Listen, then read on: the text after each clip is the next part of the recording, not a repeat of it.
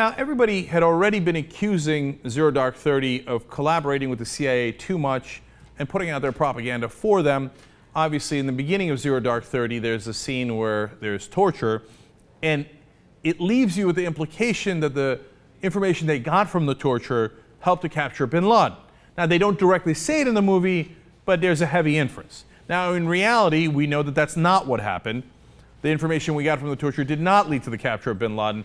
The information we got that led to the capture of bin Laden, we got through regular interrogation. You know why we do the regular interrogation? Because it works. Torture most of the time does not work.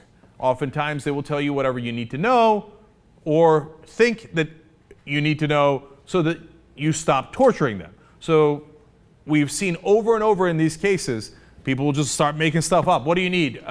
And most famously, al-Libi in Egypt, when we extraordinarily renditioned to Egypt, and they were torturing him, and they were about to bury him alive, said, okay, I think you want to invade Iraq, so yes, Iraq worked with al-Qaeda to do 9/11. They're like, thanks God, finally. Now, of course, al-Libi was lying about that, but they used that false evidence to invade Iraq, which, of course, was the actual mission of torture to begin with. Not to get true evidence, but to get false evidence. So, now, it turns out Gawker's got their hands on memos that shows that Zero Dark 30 actually collaborated with the CIA even more than we realized before.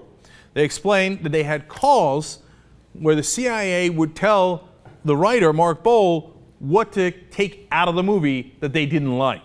Quote, during these calls, Boal verbally shared the screenplay for Zero Dark 30 in order to get the CIA's feedback, and the CIA's Public Affairs Department verbally asked Boal to take out parts that they objected to. According to the memo, he did.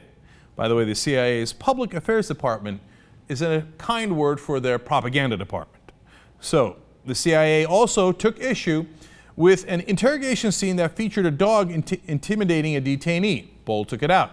Now, the reality is that did all happen often, most famously in Abu Ghraib, but also at Guantanamo Bay. Whether it was part of the torture that led to the non-information about bin Laden that was portrayed in the movie is a different question. But the bottom line is the CIA says that doesn't make us look good. Take it out. And Mark Boal goes, absolutely, sir. Yes, sir. Thank you for collaborating with the movie, sir. I will take it out of the movie, sir. And the CIA memo says, Boal confirmed in January that the use of dogs was taken out of the screenplay. So we have the memo from the CIA confirming we told him to take it out. He took it out. He's a good little boy. The memo continues. One scene early in the film that was objected to was a rooftop party in Islamabad where an officer, after drinking, fires a celebratory burst of AK-47 gunfire into the air. We insisted mixing drinking and firearms is a major violation, and actions like this do not happen in real life. We requested this to be taken out of the film. Boal confirmed he took this out of the film. Oh, that makes us look bad. Well, that would be a violation. Don't show any of our violations. And in another instance, they said, oh, you have us taping the interrogations. We would never do that. No, we would. These are violations. Except they did tape the interrogations. They did have the tape on torture. Then they illegally destroyed the tapes, which, of course, then Obama came in and said, I don't look backward, I look forward. Even though that was the most clear violation of the law I've ever seen, everybody's free to go. But it's absurd to say they didn't tape the interrogations when we know for a fact that they taped them.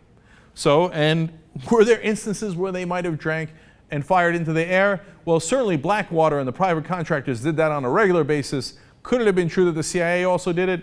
It could have been, but we'll never know because their propaganda department won. Boal took that out of the movie as well. And the memo continues.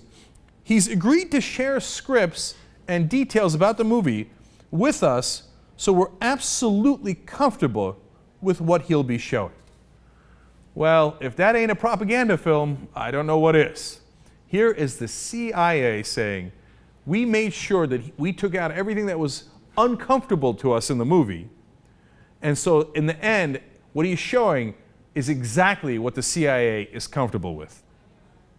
And of course, most famously, as I started with, the torture scene in the beginning kind of absolves the CIA for all the torture they did by implying that, well, if they hadn't done that, we never would have gotten bin Laden. What are you guys still crying about that torture for? No. The CIA was heroic and did everything right.